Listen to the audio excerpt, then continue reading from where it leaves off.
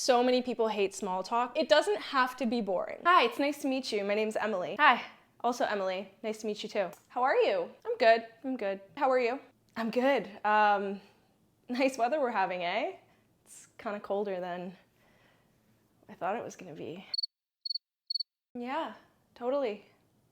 I would rather fold socks. Like, yes, Susan, we know it's cold outside. That is not something to connect on. I immediately changed the topic. Because of that, I'm gonna walk you through how to small talk.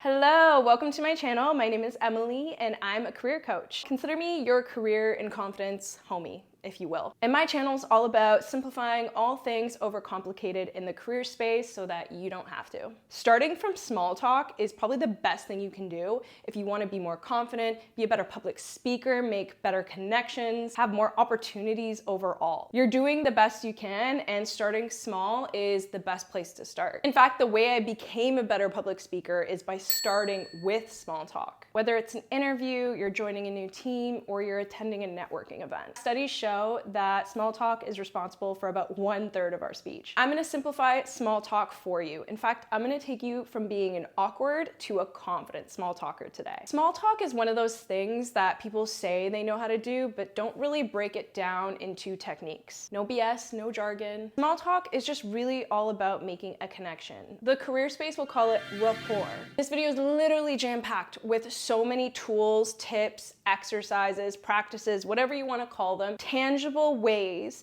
to practice becoming a confident small talker. These are practices that I've implemented in my day-to-day and in my career to become a better professional. It's helped with my career growth, it's exposed me to job opportunities, and it's just made me successful overall. So let's first debunk all the things that you think is making your small talk awkward. Number one, you're assuming that no one wants to talk to you and will find anything you have to say interesting. So let me say this. How are you gonna know you're interesting unless you go into a conversation and someone else finds what you have to say interesting? The things that you might not find interesting, I guarantee you someone else will. And if everyone thought the same way, then no one would be talking to each other. We would all be in like perpetual despair of like, oh, am I interesting enough? No one will know how interesting you are because no one's talking to each other and sharing their interests. So get that out of your head. What you have to say is interesting. People want to talk to you. You would be surprised. Two, you're overestimating how awkward the conversation is going to be. There was actually a study done at the University of Chicago by behavioral science professor Dr. Nicholas Epley, where participants who engaged in small talk and then discussed deeper questions significantly overestimated the level of awkwardness they would feel when they would have that conversation. The reason why we do this is because we're human. We want predictability. We don't like the fact that we don't know what's going to happen. So we build up this scenario in our head where we can see and predict what's going to happen. And it gives us that little feeling of predictability of, ooh, okay, it's going to be awkward. I know it's going to be awkward, so let's just not do it. You're probably better at it than you think. Number three, you're talking about yourself too much. People love talking about themselves, including me, including everybody on this planet, okay? You're not really having an exchange, you're talking at the person. Small talk is about initiating connection, okay? It's not the time to start saying your life story. That leads me to number four, you're not listening. Listening is 50% of small talk. If you're not fully listening and you're too focused on what you want to say, you're not gonna have an authentic response. And people will see that. Number five, you're over preparing. When I say over preparing, I mean coming up with like your go-to questions that you can say when you're having small talk. I put myself in your shoes and I thought, okay, if I were to prepare, quote unquote, some questions for small talk, what would I find? These are some of the questions that I found on job sites. What are your must-have phone apps? What? I don't get why someone would ask that, but okay. Hey, nice to meet you. My name's Emily. What's your favorite phone app? I swear another one was name a movie that made you cry recently. I don't want to tell a stranger that. What's something you remember growing up that doesn't exist today?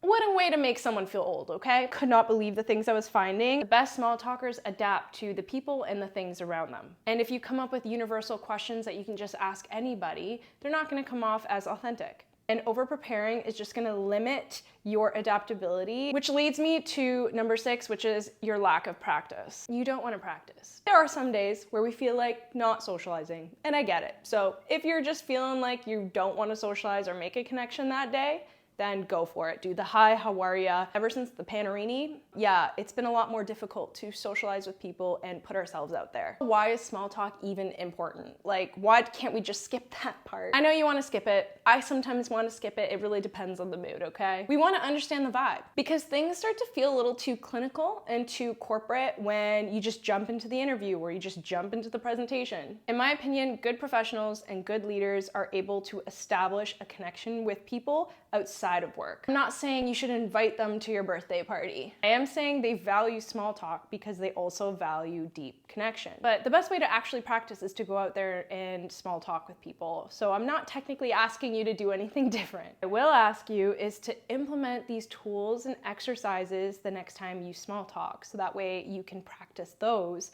and be better at listening, being curious, and better at adapting. So let's talk about the tools and exercises that you can do to make you a confident small talker. Number one is the traffic light rule. There's a book called Just Listen by Dr. Mark Goulston that talks about the traffic light rule. Dr. Mark Goulston breaks down the traffic light rule in 3 increments. Green light is your first 20 seconds of speaking in small talk. Yellow light is between 20 to 40 seconds. And red light is 40 seconds or more. You can see where this is going. Think about it like this. When you initiate conversation with someone, it is up to you to talk yourself out of their interest. So when you enter the yellow zone of 20 to 40 seconds of speaking, people start to, get distracted, get disconnected, especially if they're not really engaging in between the words that you're saying. Obviously, the 40-second plus mark is the point in time where people usually check out. What this rule does is it moderates how much you're speaking so that you don't start rambling on about yourself or start saying things that are just not intentional in your small talk. It also keeps the conversation going if you keep things in the green to yellow zone. When it's in the red zone, things get dragged on. It'll also start to feel like the small talk is never gonna end, and none of us want that. Don't get it twisted, that rule does not apply to my YouTube video, okay? We're homies. It's funny because traffic lights were used as symbols for us in like kindergarten to learn things. It literally can't get more simple than that. This is just a good rule of thumb. I'm not saying every single person is going to check out after 40 seconds of talking. Unless you're an extreme smooth talker, this rule applies to most people and in most scenarios. Number 2 is the follow-up. The simple technique of understanding that you need to have a follow-up once you ask an intriguing question is crucial. The technique is to focus on how and why questions. When you're asking questions like, where are you from? What brings you to this event? Having a follow-up question will keep the conversation flowing smoothly. Here are some examples. A question like, where are you from, can be followed with, why did you decide to move here? Or how is it different than here? Have you attended events like this before? Can be followed with, oh, how did you think that presentation was? People want to share their opinion. Having specific and adaptable follow-up questions is likely to make the conversation more authentic and show more genuine interest. Number 3 is the callback. Callback is actually a term used in the comedy space. Fun fact about me, I actually have tried stand-up because I have friends who are comedians and will likely try it again. Will I embarrass myself again? Yeah, I will. Essentially, a callback is a joke that refers to a previous joke at the beginning of a set. And I think that's very applicable to small talk, specifically when you want to close a small talk conversation. Because what this does is it tells the person you're speaking to that you remember what they said earlier and that you want to hear more about it. This is a tool I love to use in interviews because it's a great way to bring back some small talk to smooth out the end of an interview. It irks me more when an interview ends like on a clinical note, like, we'll get back to you, it was nice meeting you. All of the work that you put in at the beginning of the interview to have a little bit of small talk is kind of lost. Something that people comment, for example, when I have remote interviews is the art in my background. I love this callback because it gives me an opportunity to send a follow-up email with the link to the art. So this is what I would say at the end of the interview. Thanks, Megan. It was so nice meeting you. Thank you so much for your time. And I know you mentioned you liked the art in the back, so I'm gonna send you a link so you could check out the rest of his pieces. Chef's kiss. And this is authentic to me because I actually really love these art pieces and I love sharing it with people. And that's kind of a play on to number 3, which is bring a point of interest. A practice that I love to do to get more small talk at networking events is I bring a point of interest so it's easier for people to break the ice with me. This one's great for people who don't want to initiate conversation, because sometimes that's the schmood. This could be jewelry that you love to wear and that you get a lot of compliments on. It could be a bag that's unique or it's colorful and stands out. If you have like a necklace that you were gifted by your grandmother that gets noticed a lot and you love to wear, what a great way to connect with someone that jumps a little bit more into better and deeper small talk. For example, whenever I want to feel a little bit more social when I go out in public, I purposely wear this thrifted tote bag that has like crazy office moments on it, and people really love it. People will go, oh, I really like that bag. Where'd you get it? I think it's so cool. I love The Office. Which is perfect because then it connects me with the right people who also love The Office, okay? Bottom line is if you bring a point of interest that's authentic to you so that people initiate conversation and break the ice,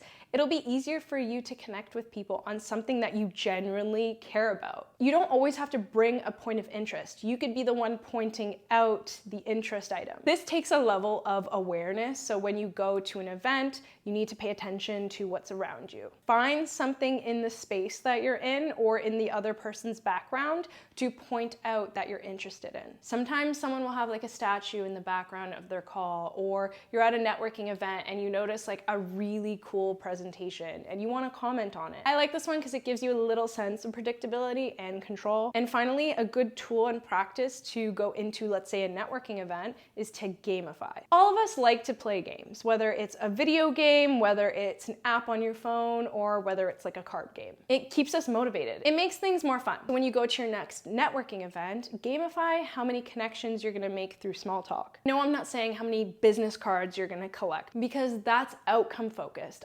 I laugh at that because I know I'm not as kind to myself, and I know exactly how it feels to leave a networking event or an interview going, oh, I feel like I didn't get the outcome I wanted going into that. Just because you left that networking event without a job opportunity, it doesn't mean that you didn't make genuine connections. The reason why I gave so many techniques is because some will resonate with others and some won't. Find the techniques that work for you. These are what worked for me, and it's truly helped improve my small talk and has led to great opportunities in my career. If you want to see more videos like this, don't forget to like and subscribe. I upload every Tuesday. I want to be there every step of the way. I want to take a break to quickly thank The Assist for sponsoring this video. They're an email newsletter that sends 4 emails a week that make becoming a better professional a lot more enjoyable. And they don't take themselves too seriously. The emails I get from them are always like my corporate bestie is texting me advice. And if you want to see why 35,000 other people have joined their subscriber list, check out the link in my bio and you can check them out yourself. Where's the kitty?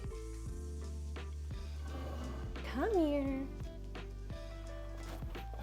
My favorite point of interest is this girl right here because she climbs in my calls all the time, but this time for this video, she stayed out of it.